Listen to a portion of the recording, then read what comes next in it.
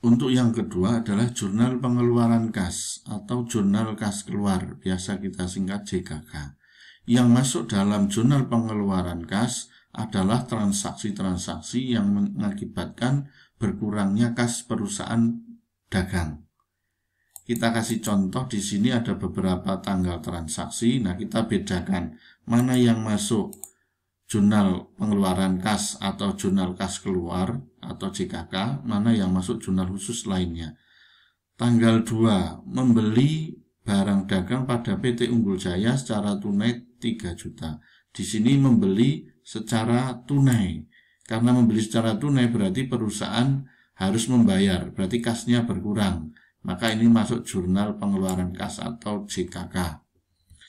Yang tanggal 3, membeli peralatan toko pada PT Satria 2 juta secara tunai. Ini juga membeli, yang dibeli peralatan toko secara tunai. Maka ini juga masuk jurnal pengeluaran kas atau JKK. Tanggal 7, membeli barang dagang 2.200.000 pada PT Inti Utama syarat 2/10 N/30. Ini membeli tapi Anda ada syarat 2/10 N/30 ya. Syarat ini berarti menunjukkan transaksi itu secara kredit. Berarti ini pembelian secara kredit. Maka ini masuk jurnal pembelian, tidak masuk jurnal pengeluaran kas atau JKK. Tanggal 8, dikembalikan barang karena rusak pada PT Inti Utama 200.000. Ini dikembalikan barang karena rusak. Berarti ini dulu barang dibeli tanggal 7, tanggal 8 ada yang dikembalikan. Berarti ini retur pembelian. Karena retur pembelian ini tidak masuk JKK, tapi ini masuk jurnal memorial. Tanggal 10, membayar listrik dan air 300.000. Ini membayar listrik dan air, berarti kasnya berkurang. Maka masuk jurnal pengeluaran kas atau JKK. Tanggal 14, membayar utang pada PT Inti Utama atas transaksi tanggal 7 Mei 2020. Ini membayar utang atas transaksi tanggal 7 Mei. Membayar utang berarti kan harus pakai kas dan kasnya berkurang, maka masuk jurnal pengeluaran kas atau JKK. Tanggal 19, membeli barang dagang pada PT Maju Jaya syarat 3/5 N/20. 3 juta. Ini membeli ada syarat, berarti ini transaksi pembelian secara kredit. Ini tidak masuk jurnal pengeluaran kas, tapi ini masuk jurnal pembelian. Tanggal 24, membayar utang pada PT Maju Jaya atas transaksi tanggal 19 Mei 2020. Ini membayar utang pada PT Maju Jaya. Membayar utang berarti kan harus mengeluarkan kas, maka ini masuk jurnal pengeluaran kas atau JKK. Tanggal 25, Tuan Andi, pemilik perusahaan mengambil uang untuk keperluan pribadi 500.000. Berarti ini prive. Prive bagi perusahaan kan harus mengeluarkan kas di sini 500.000. Maka ini juga masuk jurnal pengeluaran kas atau JKK. 29, membeli barang dagang pada PT Sekar Makmur 2 juta. Kalau di sini tidak diterangkan membeli secara tunai atau kredit, maka ini dianggap tunai. Dianggap membeli secara tunai, maka ini masuk jurnal pengeluaran kas atau jurnal kas keluar JKK. Nah, kita sudah membedakan mana transaksi yang masuk JKK, mana yang masuk jurnal khusus lainnya. Selanjutnya kita memasukkan ke kolom jurnal pengeluaran kas. Di sini dibuat dalam ribuan, artinya dikurangi nolnya 3 untuk menyederhanakan. Nah, di sini kolomnya pertama tanggal, keterangan diisi perusahaan atau pihak yang menerima uang dari kita. Kolom debitnya adalah untuk membayar utang, untuk pembelian secara tunai. Selain untuk utang dan pembelian, maka masuk kolom serba-serbi. Kreditnya, kasnya berkurang sebelah kredit, potongan pembelian bertambah sebelah kredit. Kita masukkan yang tanggal 2. Ini membeli barang dagang pada PT Unggul Jaya secara tunai 3 juta. Berarti tanggal 2 diisi, ya tanggal 2 Mei. Keterangan diisi PT Unggul Jaya, karena kita membeli dari PT Unggul Jaya secara tunai. Dan ini membeli berarti pembelian, masuk kolom pembelian di sini. Debitnya pembelian. Kemudian kasnya kredit, ya. Kasnya kredit 3 juta.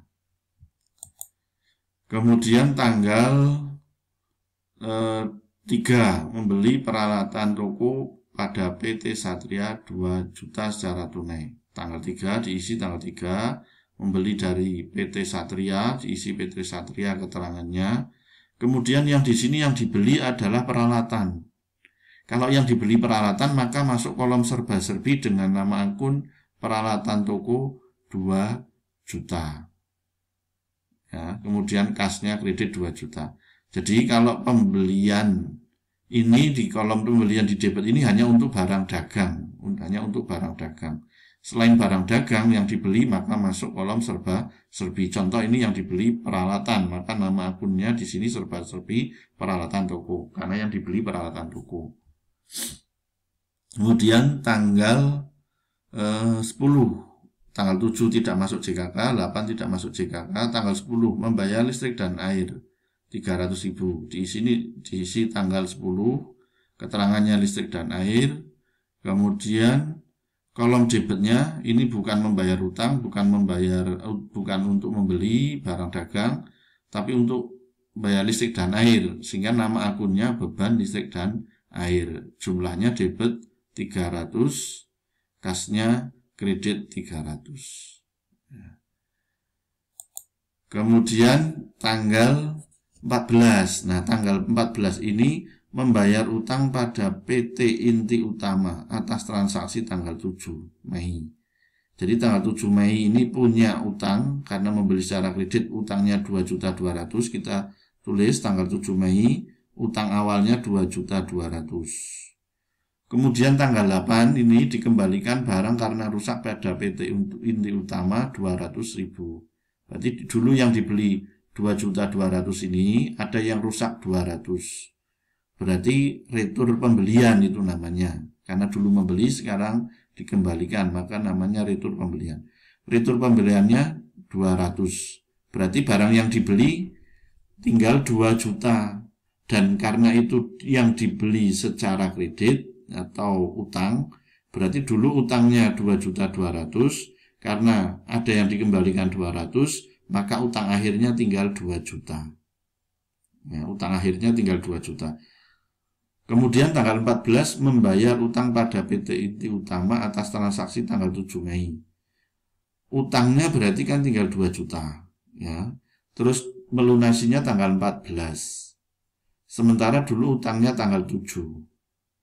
Di sini ada ketentuan syarat 2/10/30, artinya akan mendapat potongan 2% jika dikembalikan 10 hari, jika dilunasi 10 hari atau kurang. Jatuh tempo paling lama 30 hari.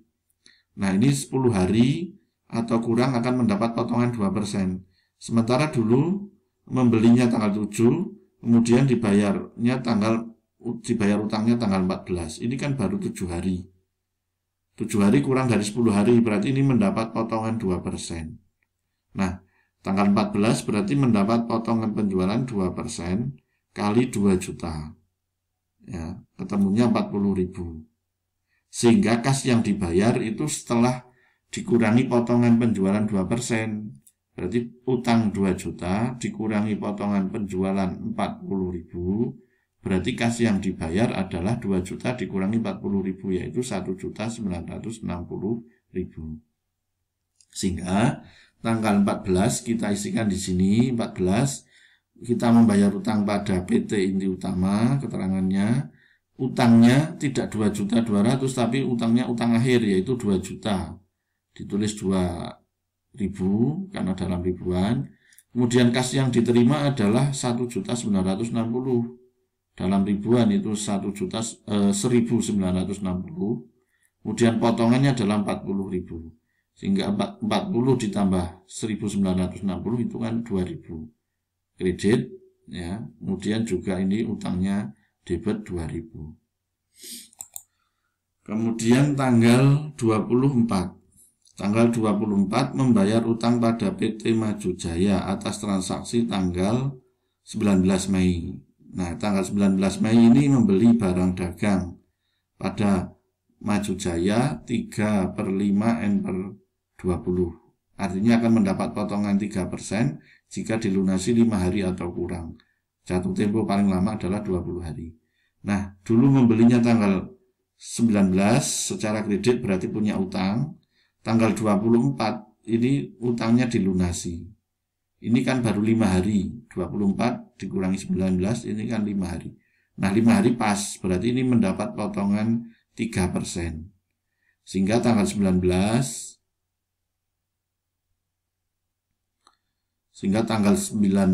di sini, tanggal 24 di sini ya, dilunasinya. 24 dilunasi pada PT Maju Jaya. Utangnya yaitu 3 juta, di sini utangnya 3 juta. Kemudian mendapat potongan 3%. 3% dari 3 juta berarti 90.000. Ini 90. Kemudian kas yang dibayar berarti kan 3 juta dikurangi 90, yaitu 2.910. Sehingga kreditnya 2.910 ditambah 2.910 ditambah 90 itu kan 3.000. Debitnya juga 3.000, yaitu kolom utang. Kemudian tanggal 25, Tuan Andi pemilik perusahaan mengambil uang untuk keperluan pribadi 500.000. Tanggal 25 kita isikan 25, keterangannya diisi Tuan Andi ya. Kemudian Tuan Andi mengambil uang untuk keperluan pribadi, itu nama akunnya privé. Nah, privé tidak masuk kolom utang, tidak masuk kolom pembelian, tapi masuk kolom serba-serbi dengan nama akun privé Tuan Andi, yaitu 500. Kasnya juga 500 sebelah kredit. Kemudian tanggal 29, membeli barang dagang pada PT Sekar Makmur 2 juta. Ini berarti membeli secara tunai. Tanggal 29 kita isikan 29 pada tanggalnya. Kemudian membeli dari PT Sekar Makmur, keterangannya PT Sekar Makmur. Karena ini membeli barang dagang, maka masuk kolom pembelian. Jadi kolom pembelian hanya khusus untuk barang dagang. Kemudian ya, kreditnya adalah kas karena membeli secara tunai 2.000. Setelah ini kemudian masing-masing akun dijumlahkan. Utang di sini jumlahnya 5.000, pembelian utangnya 5.000, kolom serba-serbi 2.800. Debitnya kita jumlahkan 5.000 tambah 5.000, 10.000 tambah 2.800 berarti 12.800. Kemudian kolom kreditnya juga kita jumlahkan, di sini kasnya 12.670 ditambah 130 berarti ketemunya 12.800. Antara debit dan kredit harus sama.